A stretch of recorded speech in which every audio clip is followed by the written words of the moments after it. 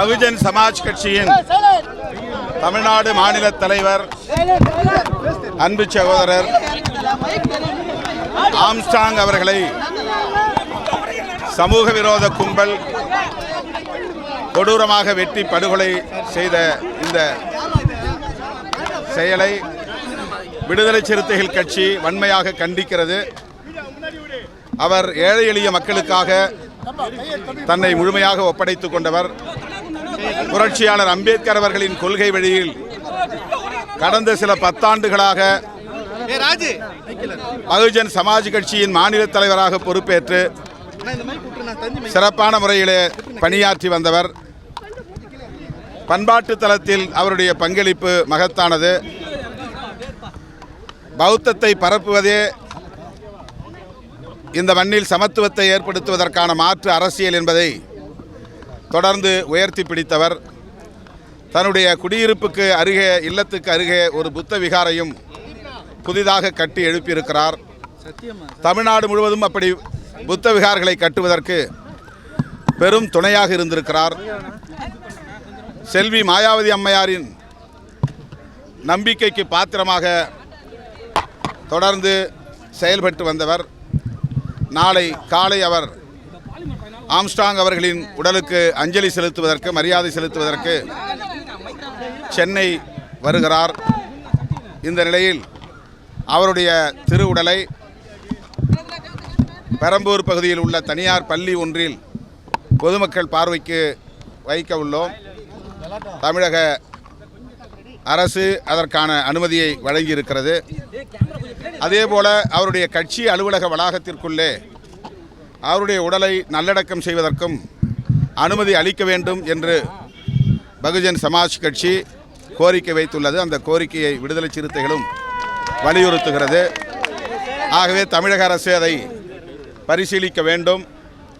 அவருடைய சொந்த இடத்திலேயே, பட்டா இடத்திலேயே, கட்சி அலுவலக வளாகத்திலேயே அவருடைய உடலை அடக்கம் செய்வதற்கு அரசு அனுமதிக்க வேண்டும் என்று கேட்டுக்கொள்வதோடு, இந்த கொலையின் பின்னணியில் உள்ள உண்மையான குற்றவாளிகளை கண்டறிவதற்கு உரிய நடவடிக்கைகளை மேற்கொள்ள வேண்டும். அவர்களை கைது செய்ய வேண்டும்.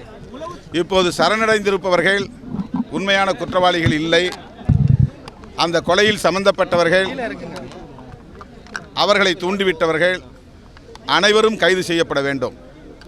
ஆகவே சரணடைந்தவர்களை கைது செய்துவிட்டோம் என்ற அளவிலே புலன் விசாரணையை நிறுத்தி கொள்ளக்கூடாது.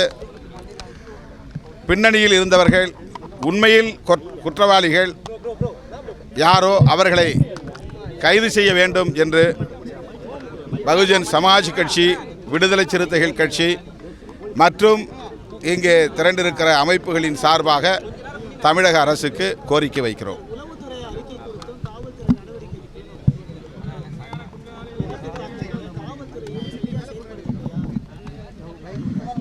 இவர்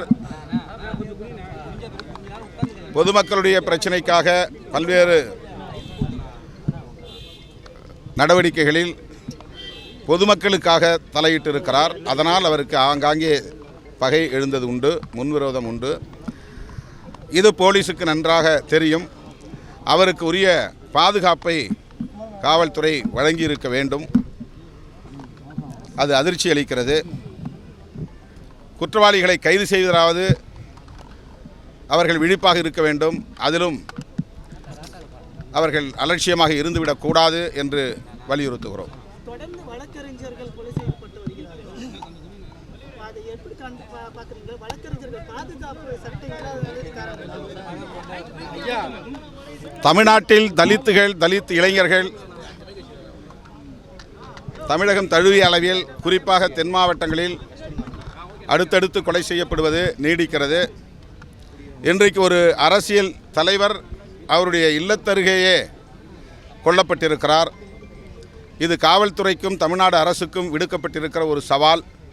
கூலிப்படை கும்பலை, சாதியவாத கும்பலை, கொலைகார கும்பலை அடையாளம் கண்டு அவர்களை கட்டுப்படுத்த தவறினால் அரசுக்கு மேலும் இதனால் களங்கம் ஏற்படும் என்பதை விடுதலை சிறுத்தைகள் கட்சி சுட்டிக்காட்டும். பாதகம் செய்பவரை கண்டால் நாம் பயங்கொள்ளலாகாது பாப்பா, மோதி மிதித்து விடு பாப்பா, அவர் முகத்தில் உமிழ்ந்து விடு பாப்பா. அண்மை செய்திகளை உடனுக்குடன் தெரிந்து கொள்ள இணைந்திருங்கள் இயம்நாடு தொலைக்காட்சியுடன்.